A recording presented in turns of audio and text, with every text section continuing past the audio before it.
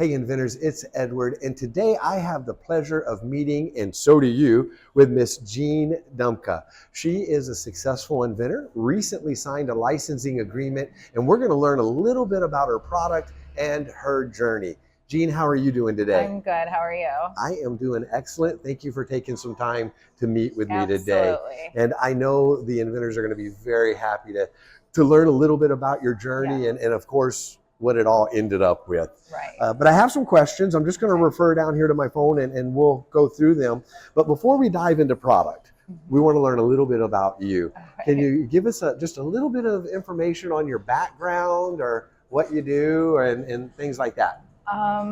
Well, I worked at my parents' business as a secretary for a long time, and I never felt complete in life. I have always felt that there's something bigger for me. Yes. I came up with the idea of the flip fix before that and it never went anywhere. But then once it calmed down with my son after having him, I started back into getting this flip fix going. So just to backtrack real quick, and not to cut you off, you said you were a secretary, worked for your parents' business for years. So you're not a product designer, No. You're not an engineer, you're not a rocket scientist. It'd be safe to say you're one of us, right? Right, just right. normal person. Yes.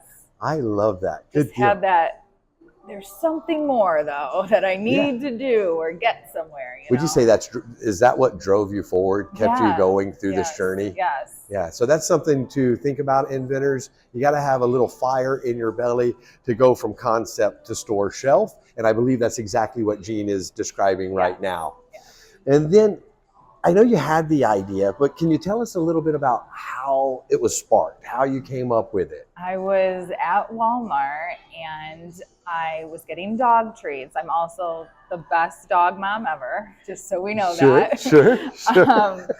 I was getting dog treats and other things, and my cart was full, and it just like started messing up, and I ended up having to drag You say your cart, it. your shopping cart. My shopping cart was full, and it ended up the wheel was messed up in the middle of shopping, and I ended up dragging it to the checkout because I had all my stuff in it, and I'm like, this is messed up.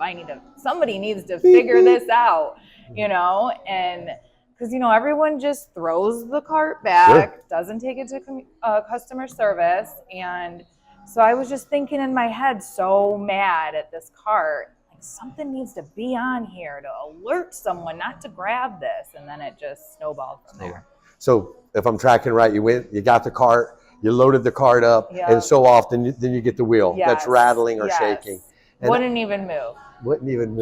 I like how you said it. You dragged it to the checkout. I know that happens to me. I would assume it happens to everybody watching this video. It usually takes 2 or 3 opportunities to get a shopping cart that'll actually roll easily and roll straight. And I know I am guilty of it. If that shopping cart doesn't work, I put it right back in the corral. Yep. I leave it for the next victim. I never take it to a customer service. And so your product is actually to help prevent that. Is that right? Correct. Tell us more specifically what the product is.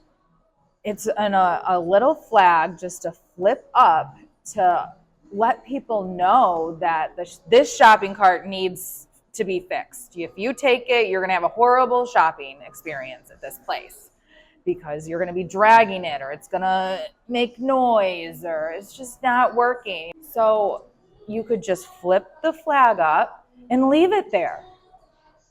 And then when the person comes and takes all the carts and he sees this flag up, you obviously know there's only a few things that could be wrong to make this cart not function right.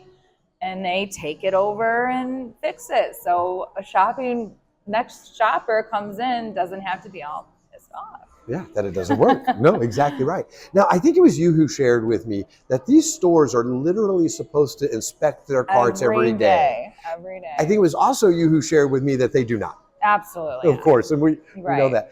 And the whole point of the flip fix is so that people would be able to, the person working at the store would be able to see that something's wrong. They don't have to go through all 400 carts. They just have to go to the ones that customers have marked as deficient. Right. Yeah, awesome. No, great. Let's see, what else do we have about the product? This is a big one for most inventors. So the idea comes, right? You're there, you're dragging the cart, that aha moment happens. What's your initial thoughts? I called my sister and was like, Tina, oh, we got to do this. We got to patent this. We got to invent this. We got to do this. Sure. And then, you know, I found a lawyer and they did a patent search and said there's nothing out there like this. And I'm like, let's do it. No, you know? I love that. So it was excitement. It was initially. excitement and wanted to hurry, thinking, oh, this is going to be done fast. But here we are. Yeah. 5 years later, finally, though, you know. Inventors, that's something to listen to. I am just like all of you. I'm sure Jean is too. We want it to happen quick, fast, and in a hurry. Rarely is that the case. So stick to it. So your invention journey before you met Inventor Process, if you had to sum that up in 15 seconds, how would you do that? I had no idea what to do. There was no one I could talk to. No one knew anything. And I did talk to my mom. You know, she did know some things, but she didn't know and I didn't know. Where do we go from here? What do we do? Who do we get in contact? So I just felt stuck. You know, I got back into it like, all right, I got to do this. And I looked online and I found like 3 or 4 different marketing places and they all got back to me, including you. And then how we talked and what you had told me, that's how it made my decision to go with Inventor Process. Oh, so I like that. So after shopping, she landed on Inventor Process. So you can save all the shopping now and just land on us. Can you explain, and I know these questions are very similar, but kind of the process that Inventor Process helped you with, how that experience has been compared to before Inventor Process? Well, I had no idea what to do before, where I go, who talk to, anything, what I needed to do. And then talking with you, I got like bullet points of we're doing this time frame, this time frame, this. So I was like, oh, okay, this is what I'm doing now. Yeah. So that made me, you know, even more excited because I have a plan. And then now here we go here, and then we go here, and then, you know, it's in all the stores. Yep. It was just very easy how you explained each part that we're doing. And that comes from Zig Ziglar. He used to say, a goal without a plan is just a wish. And ever since I heard that, I was like, you know what? You have to have a clear plan. It has to be written down, and people need to be able to understand it and run with it. And so give a little thanks to Zig Ziglar there. Thank you. Outstanding. And so I love that. And then, big question, and I know how I would feel, but as an inventor, you're sitting there, you've 5 years since the idea was sparked, and then you start getting phone calls and companies start responding. How does that actually feel?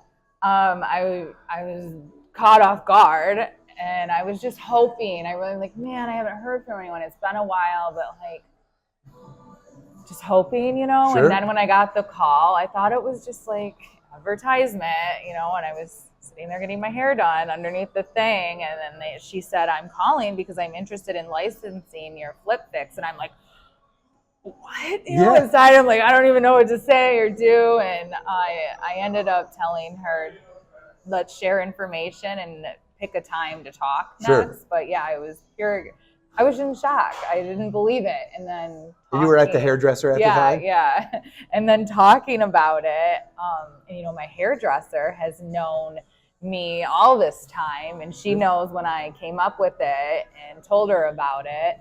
And so then when I told her someone just called me, she's like, what? I'm like, yes. And so she was excited too for me. I was just excited. Sure. I couldn't believe it. This is probably the biggest one, and I bet it's a very similar answer. But the company reached out to you. I was involved in this process, so I could explain the back and forth and the phone calls and the negotiations that happened. And I won't bore you with all of that, but there came the day when you signed the licensing agreement. Yes. And that, I mean, is kind of, what's the word I'm looking for? You know, the accumulation, that's not it, but I mean, that's the apex of what we've been after. Yes. What was your initial thinking and feeling when you were actually putting your signature on that contract? I was just like, this is it. This is happening. This is happening. All my hard work, all these years, just this is happening. And I was just excited. And well, I can tell you that I'm excited. I know the team at Inventor Process is excited. I'm excited to one day go to that grocery store and every cart works. I know. Very excited.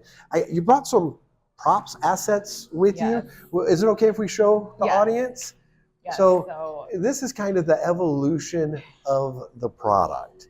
And this is round one. I won't explain it. I will let Jean do it. So I went to the hardware store looking for anything to tell the illustrator who was drawing up for the patent what I'm vision in my head, what I want it to look like. And I got a couple different stickers. I cut this out from a big reflector that was a sticker. And then this is actually part of a toilet seat, brand new, I bought it. And then as we went forward with that, he actually reached out to me, the person who did the drawings, and said, when you're ready to make this, I'm interested in working for you and making this for you. I'm like, oh, cool.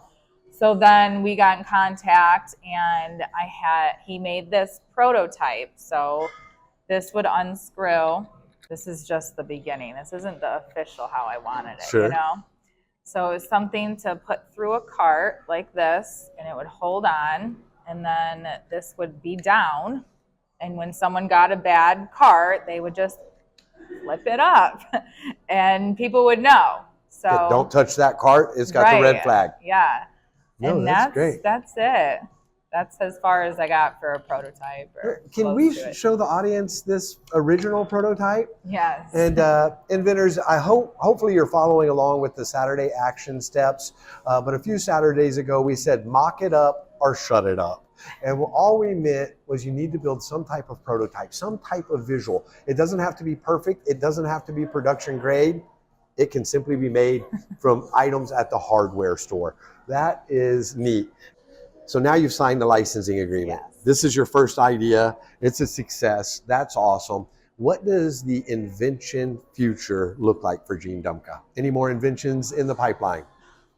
We do have something to talk to you about. Do you? We do. Outstanding. Can you give a tip to an independent inventor, or two, or three, heck, share them, to an independent inventor who's just getting started, or maybe they've been on this road for a year or two and they're not where you're at?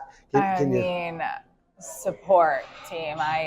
I would have just been like, whatever, I'm not even doing this. It's too much work. If it wasn't really for my mom, has helped me so much.